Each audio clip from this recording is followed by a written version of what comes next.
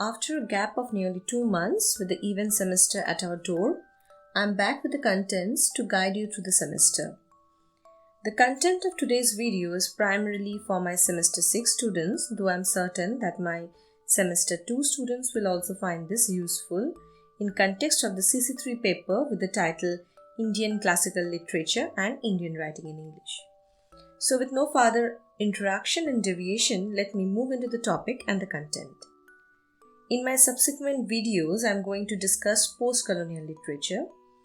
I have already introduced the topic in one of my earlier videos on postcolonialism, but today I shall be discussing the topic more comprehensively. For those who haven't watched the video that I'm speaking about, please check for the link to the video in the description box. So as a continuation, I begin today's discussion by defining postcolonial literature. Without defining directly, I'd like to define the essence of the same first, by the oft-quoted lines from Shakespeare, which aptly phrases the standpoint. In Shakespeare's The Tempest, the colonized Caliban tells his master Prospero, "You taught me language, and my profit on it is, I know how to curse." In these lines, what we read is a voicing of the dynamics of resistance, which basically defines the crux of postcolonial literature, for the language of the colonial masters are used to speak back to the center by the authors of the colonized territories. As an effect of European colonization, which was predominantly British, English language became a symbol of power and gained currency in the non-English speaking territories throughout the world. And so what happened is a flowering of literature, or what was to be seen is that a flowering of literature in English by post-colonial authors could be seen who were presenting the story of colonialism and its consequences from their perspective and reclaiming their land and experience through fiction, drama and poetry. Thus, what we get is a representation and reclamation requiring a reinvention of the English language and English literary tradition. Now, colonization was the story of Kenya, Jamaica, as well as Australia and Canada. But since Australia and Canada were predominantly European colonies, there are critics who are of the opinion that since the Australian Aborigines and Native Americans have not recovered their territory and achieved self-government, hence, the literature of Australia and Canada should not be termed as postcolonial literature. But critics like Bill Ashcroft or Michael R. Griffith are of the opinion that narrow definitions of postcolonial that exclude settler colonies such as Australia not only serve to marginalize rich bodies of literature and literary criticism, but they also ignore and or obscure the fact that there are many kinds of postcolonialism, many types of postcolonial society, many types of postcolonial society, and many ways for texts to be postcolonial. So this brings us to the resistance towards universalization as an important feature of postcolonial literature.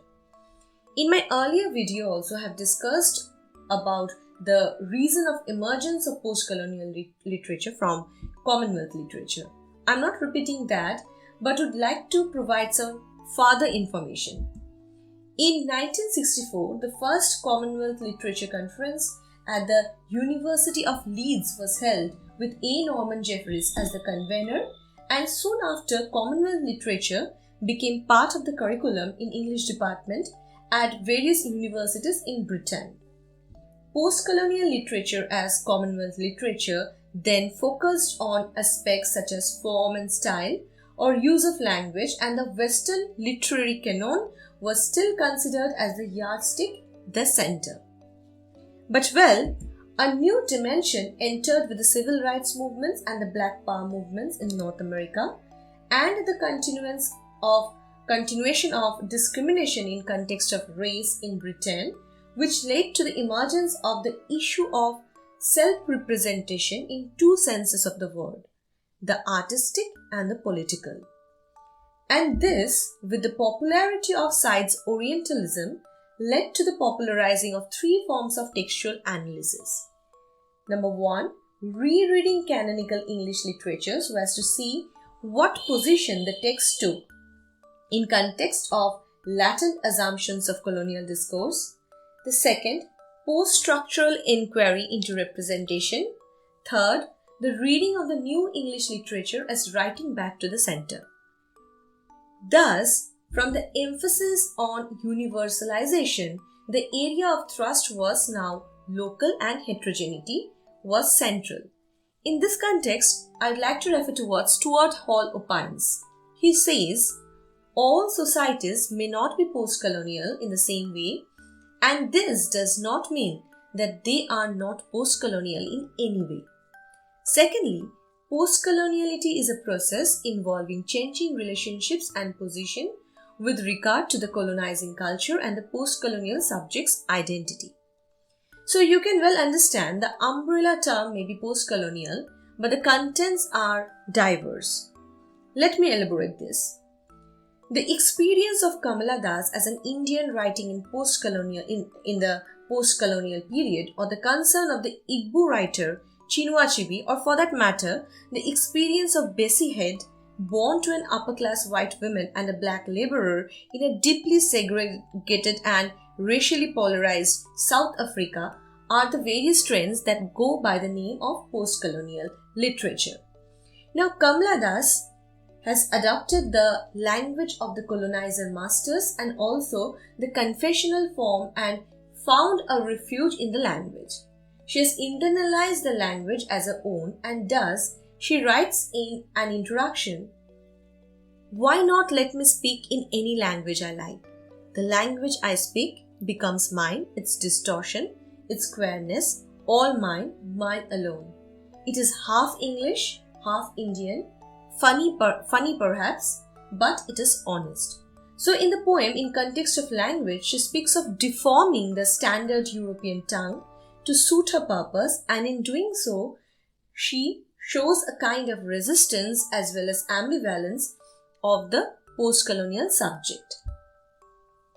Chinua Achebe, on the other hand, is concerned with representation. For those of you who have read Heart of Darkness, I believe you all are familiar with Achebe's article titled An Image of Africa, Racism in Conrad's Heart of Darkness, where he points at the racism that we get to experience in the novel and writes, "The point of all this is to suggest that Conrad's picture of the peoples of the Congo seems grossly inadequate. And so, in Things Fall Apart, he is using the language of the colonizer to speak back to the center by his presentation of the customs and of the society of the Igbo people.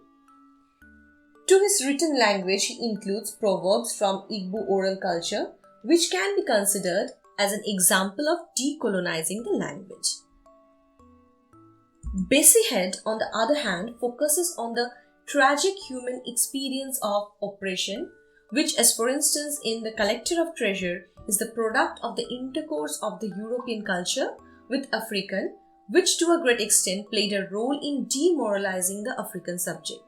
So you see, we get a completely opposite picture to what Conrad gives, where the African land and people had a kind of demoralizing effect on the white-skinned Kurds.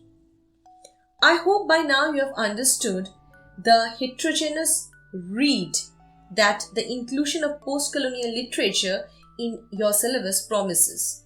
Now, before I conclude, finally, I'd like to point at the three phases of post-colonial literature. The three phases are adopt, adapt, adapt. Adopt is the phase where, during political colonization, the colonial writer attempts to adopt the cultural model of the empire, writing exactly like a hegemonic author with respect to language structure, form, and genre. As for instance, in the poetry of Toro Dutt, you will get a reflection of the Romantic poets. The second phase is the adapt phase, where either during colonization or after independence, the post-colonial writer begins to adapt the imperial model to local cultural production, possibly modifying language, form, genre, etc. Say for instance, in the poetry of Kamala or in the novel of Raja Rao, we witness the adapt phase. Raja Rao, as for example in Kanthapura, is writing a Sthala Puran in English language. He writes in the foreword to Kanthapura, "There is no village in India, however mean, that has not a rich Sthala Puran or legendary history of its own, and also about the language and spirit. The telling has not been easy. One has to convey in a language that is not one's own the spirit that is one's own." And he speaks of the narrative as a grandmother's sad tale of a village infused with Indian tempo. Thus he is fusing Indian spirit and storytelling style to the English novel that he is writing. The third phase is the adept phase, where the post-colonial writer becomes fully adept at his or her own original cultural production, which will have partly or possibly even radically modified or rejected the imperial model. Say for instance, the hip-hop culture as a recognized salient musical form of the black aesthetic can be said to be an example of the same.